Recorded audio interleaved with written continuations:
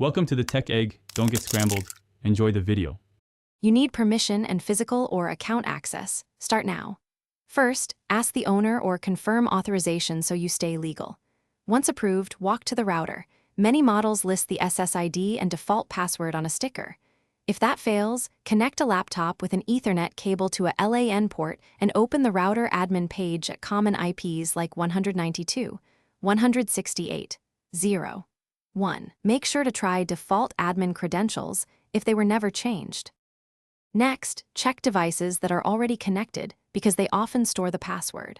On Windows, view saved networks and reveal the password in the adapter settings using admin rights. On Mac OS, open Keychain Access, find the SSID entry, and show the password after authenticating.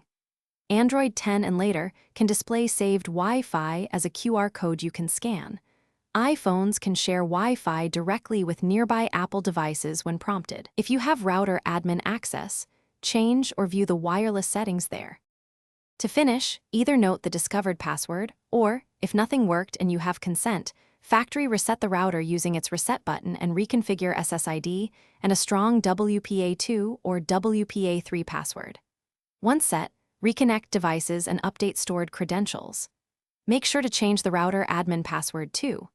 If something goes wrong, admin login blocked or unknown ISP settings, contact the ISP or the device owner. Report router LED patterns and error messages so support can diagnose faster. Thanks for watching. Consider subscribing if I helped unscramble your problems.